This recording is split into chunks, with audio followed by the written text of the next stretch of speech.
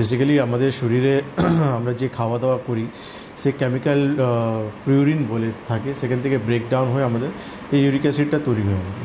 মানে আমরা খেলাম, ধরুন আমি ভাত খাচ্ছি, ডাল খাচ্ছি, মাছ খাচ্ছি, মাংস খাচ্ছি, বা খাবার দাবার যেটাই খাচ্ছি না কেন, শরীরের ভেতরে যখন যাচ্ছে সেটা তো স্টমাকে গিয়ে পৌঁছাচ্ছে, খাদ্যনালী দিয়ে সে স্টমাকে পৌঁছালো, তারপরে তার প্রসেস হয় পাচন ক্রিয়া হ্যাঁ, যেটাকে আমি বলে। ধরুন আমি 100 গ্রাম ভাত খেলাম, সে 100 গ্রাম ভাত কিন্তু আমার শরীর অ্যাবজর্ব করে নেবে, যতটা দরকার ততটা ততটুকুই নিয়ে নেবে, নেবে। বাকিটা বেস্ট প্রোডাক্ট হিসাবে আমার শরীর থেকে বেরিয়ে যাবে।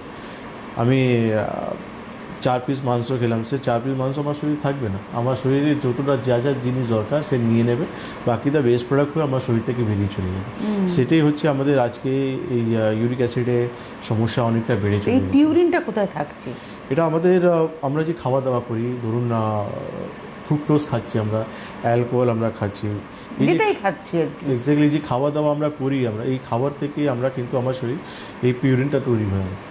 তো দুটো কারণ আছে, একটা হচ্ছে শরীর খুব বেশি এক্সেস তৈরি করছে, বা আমাদের শরীর সেই কিডনি থেকে সে ফ্লাক্স আউট করতে পারছে না। তো দুটো একটা কারণ আছে যেখানে বেসিক্যালি আমরা দেখি আমাদের শরীরে ইউরিক অ্যাসিড মানে অনেক বারবার বেড়ে চলে যাচ্ছে আমাদের। আর ইউরিক অ্যাসিড বারবার বেড়ে যাওয়াটা আমাদের ভালো নেই, কেন ইউরিক অ্যাসিড বারবার বেড়ে যাওয়ার জন্য আমাদের শরীরে কিছু রোগ নিয়ে চলে আসে। বারবার ইউরিক অ্যাসিড বাড়ার জন্য আমরা দেখি আমাদের যে গাউটি আর্থ্রাইটিস বলে একটা আর্থ্রাইটিস চলে আসে, বা ইউরিক অ্যাসিড বারবার বাড়ার জন্য আমরা দেখি কিডনিতে আমাদের স্টোন ফর্ম করে। মানে আমরা অনেককেই বলতে শুনি আমার পায়ের গোড়ালিতে ব্যথা হয়েছে, আমার মনে হচ্ছে ইউরিক অ্যাসিডটা বেড়ে গেছে। না, এটা তো ক্যাজুয়াল নেওয়ার ব্যাপারই নয়। না, একদমই নেই। আমরা দেখেছি অনেক সময় যে পেশেন্ট ইউরিক অ্যাসিড বেড়ে যায়, তার জন্য কিছু ওষুধ খায়, তারপর দেখা যায় যে মাস 2 মাসে সেই তার প্যারামিটারগুলো কিন্তু নর্মাল হয়ে গেছে, কিন্তু দেখা যায় যে বন্ধ করলে কিন্তু সে আবার কিন্তু বেড়ে যাচ্ছে।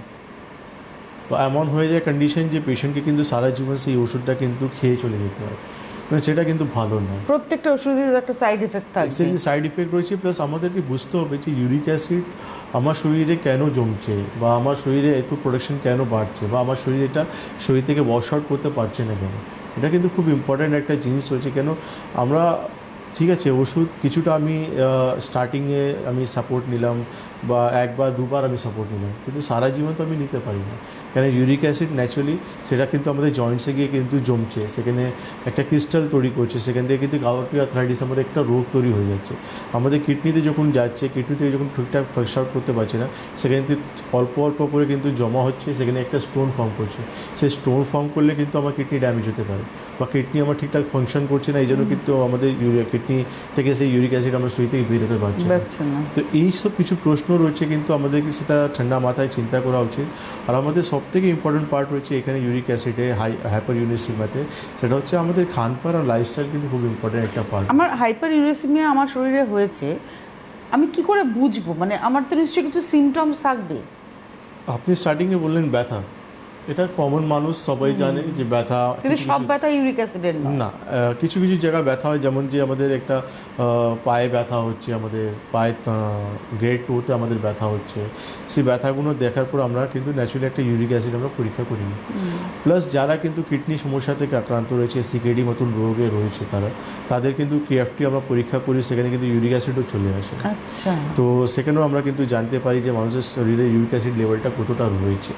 তো সিমটমস যেমন আমরা দেখি, যখন যে জায়গায় সমস্যা হবে, পায়ে হাঁটুতে গ্রেড 2-তে যখন সমস্যা হচ্ছে তার একটা লক্ষণ পাবো, কিডনি স্টোন ফর্ম করছে তার একটা লক্ষণ আমি পাবো। তো যখনই আমি গ্রেড 2-তে সমস্যা দেখছি, আমরা সেখানে দেখতে পাচ্ছি আমরা ব্যথা যন্ত্রণা দেখতে পাচ্ছি, আমরা সেখানে রেডনেস হয়ে যাচ্ছে, সোয়েলিং হয়ে যাচ্ছে, ট্রিমেন্ডাস পেন থাকে, এতটা পেন থাকে যে একটা পাতলা চাদর পায়ে আপনি দিলে সে ব্যথাটা প্রচুর বেড়ে যায়, আপনার ব্যথা যন্ত্রণা বেড়ে যায় আমাদের, সেই জিনিসটা আপনি দেখতে পাচ্ছেন। সেই পাশেই কিন্তু যখন আমাদের কিডনি স্টোন হচ্ছে, আমরা লোয়ার ব্যাকে আমরা পেন দেখতে পাচ্ছি, ইউরিনে আমরা ব্লাড দেখতে পাচ্ছি, আমরা বার্নিং মিচুরেশন আমরা দেখতে পাচ্ছি।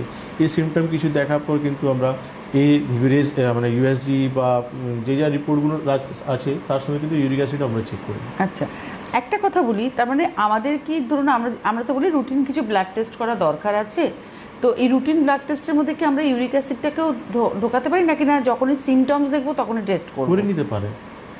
আপনার লাইফস্টাইল, আপনার খানপান একটা অনেক বড় ফ্যাক্টর আছে যে আপনি কী ধরনের খাওয়া দাওয়া করেন।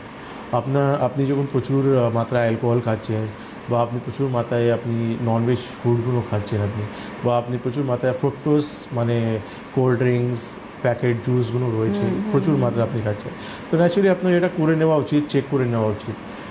একটা বয়সের পর যে কোনো মানুষকে আমাদেরকে কিছু কিছু ব্লাড ইনভেস্টিগেশন করে আমাদেরকে অর্গানসে বা শরীরে আপডেট রাখা উচিত। এটা ভেরি গুড ফর হেলথ, কেন আপনি আপনার শরীরটাকে নিয়ে যখন আপডেটে থাকবেন তাহলে যে কোনো বড় রোগ আসার আগে কিন্তু আপনি তাকে কিন্তু ক্যাচ করে নিতে পারবেন। একদম। এটা খুবই ভালো জিনিস। একটা টেলিফোন নিয়ে আমরা আলোচনায়